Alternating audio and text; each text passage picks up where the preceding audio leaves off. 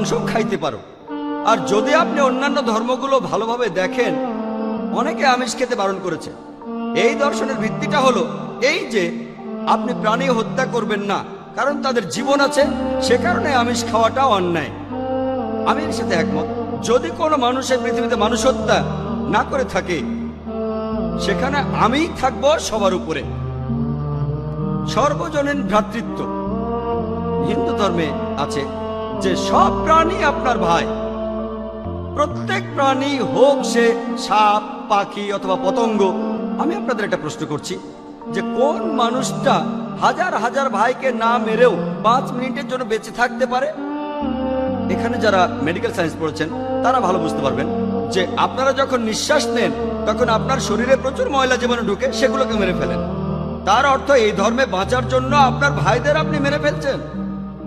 ইসলামের সর্বজনীন ভ্রাতৃত্ব বলে মানুষ জাতির প্রত্যেকেই আপনার ভাই। বিশ্বাসের ভ্রাতৃত্বে প্রত্যেক মুসলমানই ভাই ভাই, প্রত্যেক প্রাণীই আমার ভাই নয়। তবে অন্য প্রাণীদের রক্ষা করতে হবে, তাদের ক্ষতি করবেন না, বিনা কারণে তাদের অত্যাচার করবেন না, তবে প্রয়োজন হলে সেগুলোর মাংস খেতে পারেন। ইসলামের সর্বজনীন ভ্রাতৃত্ব বলে মানুষ জাতির প্রত্যেকেই আপনার ভাই। বিশ্বাসের ভ্রাতৃত্বে প্রত্যেক মুসলমানই ভাই ভাই, প্রত্যেক প্রাণীই আমার ভাই নয়।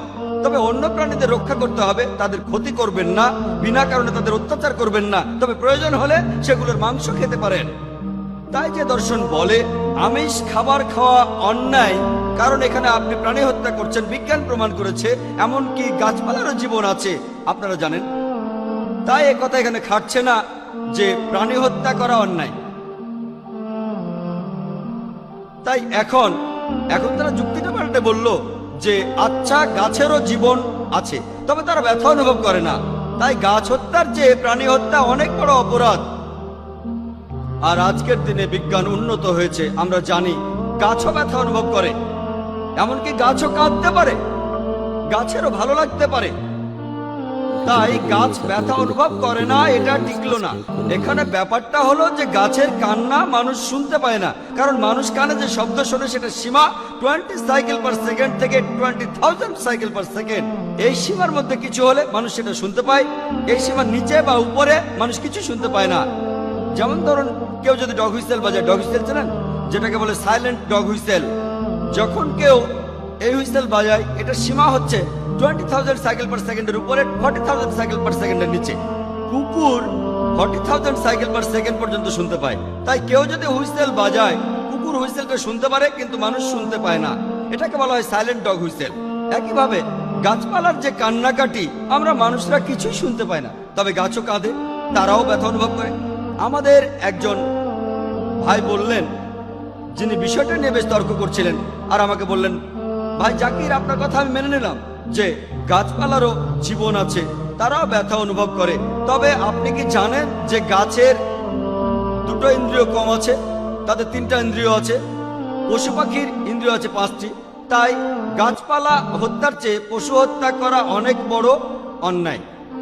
আমি তাকে বললাম যে ভাই, ধরুন আপনার একজন ছোট ভাই আছে, সে ছোটবেলা থেকে বোবা আর কালা, 2টো ইন্দ্রিয় কম। সে বড় হওয়ার পরে কেউ একজন তাকে খুন করে ফেললো, আপনি কি বিচারককে বলবেন, ও মাই লর্ড, এই খুনিকে কম শাস্তি দিন কারণ আমার ভাইয়ের 2টো ইন্দ্রিয় কম ছিল? এই কথাই বলবেন? আপনি বলবেন, ও মাই লর্ড, তাকে দ্বিগুণ শাস্তি দিন কারণ সে একজন নিষ্পাপ মানুষকে হত্যা করেছে।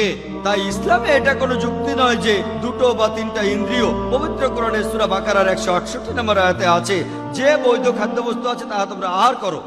তার অর্থ যেগুলো বৈধ আর হালাল খাবার সেগুলো খেতে পারো।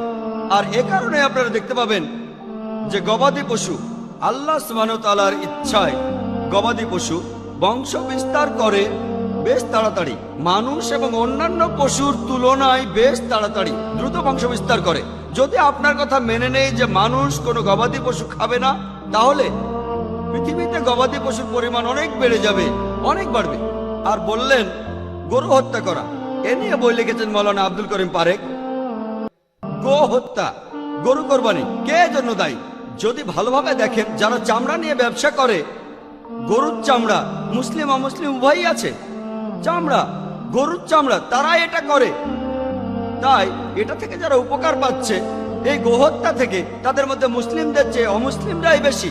তাই যদি ইতিহাস ভালোভাবে জানেন আর যুক্তিও ভালোভাবে বোঝেন, আমরা জানি আল্লাহ বলেছেন যে বৈধ খাদ্যবস্তু আছে তাহা তোমরা আহার করো, যদি এটা খান এতে কোনো সমস্যা নেই। এছাড়া